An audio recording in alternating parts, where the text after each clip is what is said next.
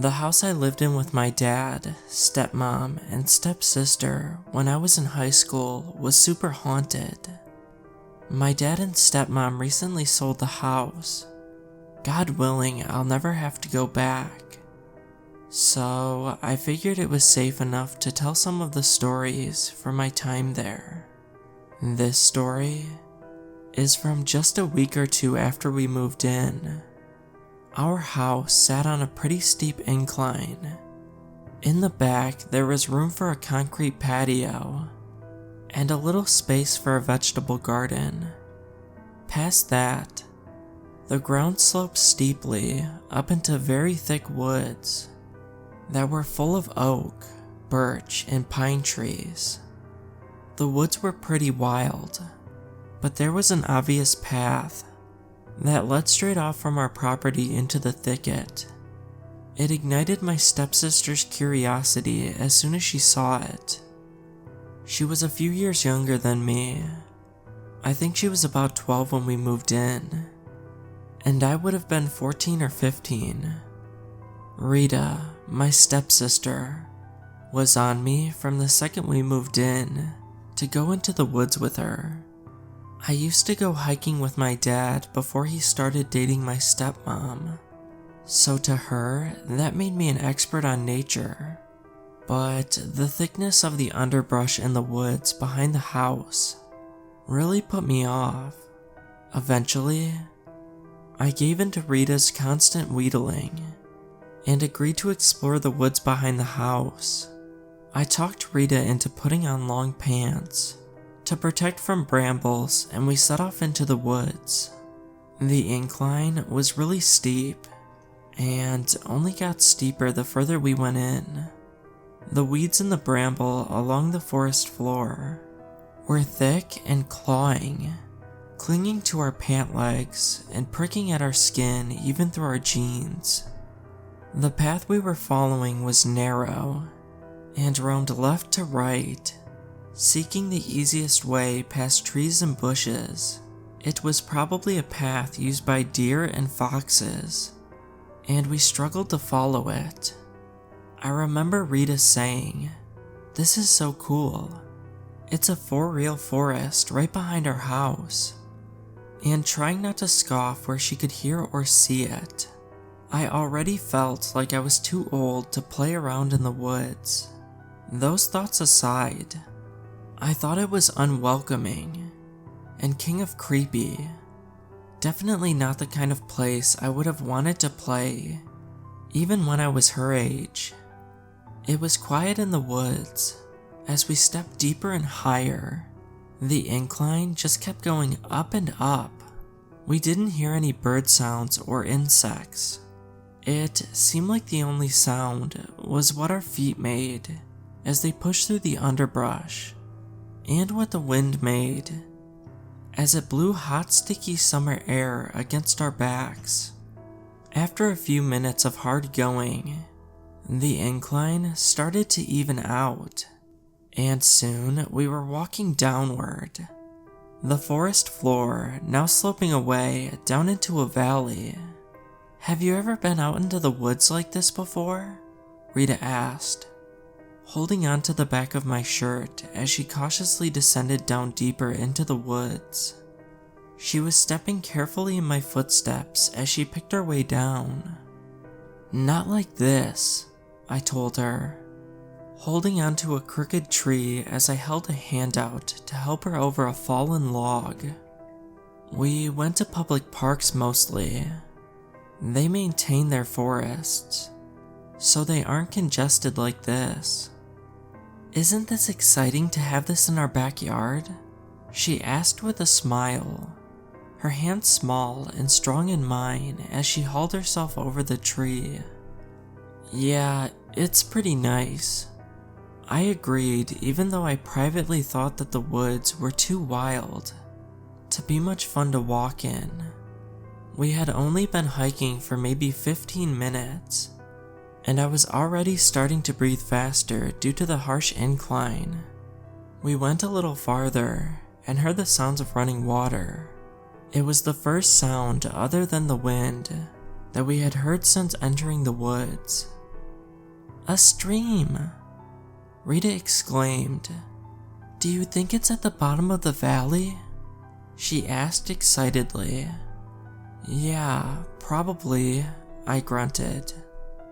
"But don't rush. You don't want to fall and get hurt in here." I kept a hand out to help her along all the same. The image of her with a twisted ankle or broken leg filled me with anxiety, and I tried to keep a hand on her as she hurried ahead of me. The stream was at the bottom of the valley, a small but fast-moving creek that was perfectly clear.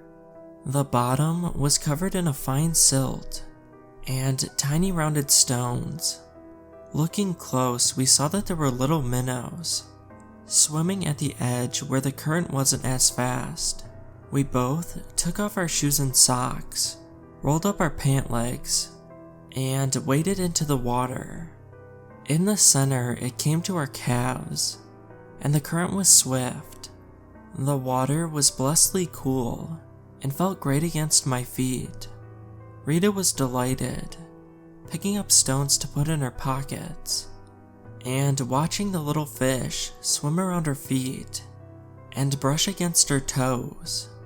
For the first time since we started to push through the woods, I was happy that Rita had suggested it. This was a great find and was worth the hard work to get to it. Then, seemingly out of the blue, I was struck with this strong feeling that I was being watched. It was bright, even that deep in the woods. The air was hot, and the wind through the trees was humid. Even so, I got a cold chill that ran down my back, and suddenly, my throat and stomach were in knots. There was some part of my brain, like this primal hind brain, that pricked up and said, "Holy hell, you're in danger." I froze, barely daring to breathe, and looked around as much as I could, without moving my head, and I saw it. I'm still not really sure what it was. It was standing further down the stream, which steadily moved lower between the hills. It was standing up straight and perfectly still in the center of the stream, watching us.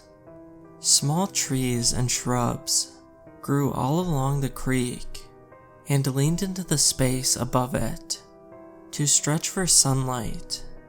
This made it hard to see the person or figure through them.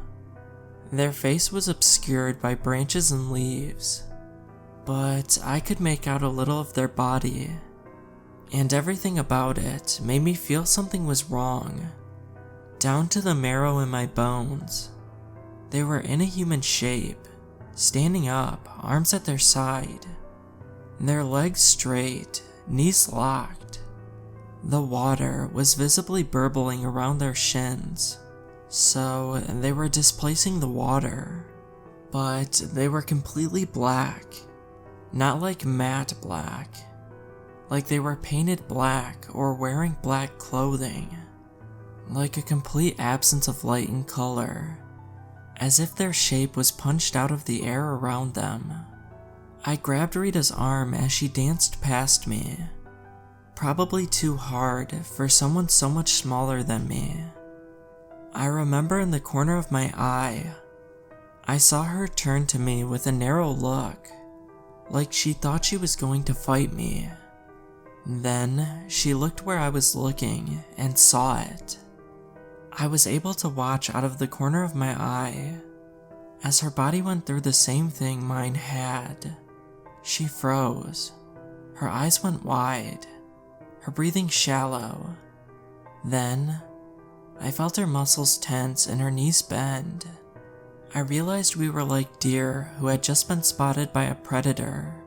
Some part of us realized we were prey, and that the next few seconds would decide if we got out of this or not. With a single shove, I pushed us both into movement. Rita took off up the embankment into the woods with a kind of grace and brutality I didn't realize she was capable of. Without her shoes, she leapt from rock to root to fallen tree, like it was something she had done every day for years. Being bigger and bulkier than her, I didn't feel nearly as graceful, but I felt that my panic and the adrenaline pounding between my ears made up for it. I kept up with her, pushing her with a hand between her shoulder blades, or at the seat of her butt whenever I caught up. Behind us, there was the horrible silence.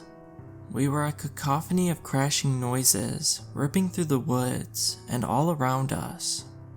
No birds sang, no insects chirped, not even the wind whistled through the trees. The whole run back through the woods was a blur. I never once looked back for fear of what I would see, and I didn't see Rita look back either.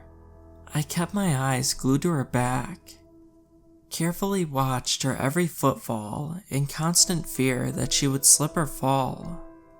But she never did. Once we crashed back through the edge of the woods and into our yard, it was like the sound suddenly turned back on. Not that Rita and I cared. We continued running as fast as our bodies would take us for the house, and once inside we slammed the back door shut, and I slid the deadlock home. I pressed my back against the door, with my breath heaving for a moment before running to the front door and locking it as well. Then I went from window to window on the first floor, making sure they were all locked and that the curtains were pulled. Only once that was done did I collapse onto the living room floor with Rita. "We left our shoes and socks by the creek," she wheezed, sticking her muddy feet into the air where I could see them. "Who the hell cares?" I gasped back. "I'll tell Dad I lost them," I added. That was really the start of it all. After it happened, for a while, Rita and I assumed we had left whatever it was down in the creek. We knew our parents wouldn't believe us, so we never brought it up to them. But we didn't leave it behind. It followed us home, and it made the next few years in that house utter hell. I have a lot more stories to tell about what happened after that. I'll work on typing up the rest in the next few days.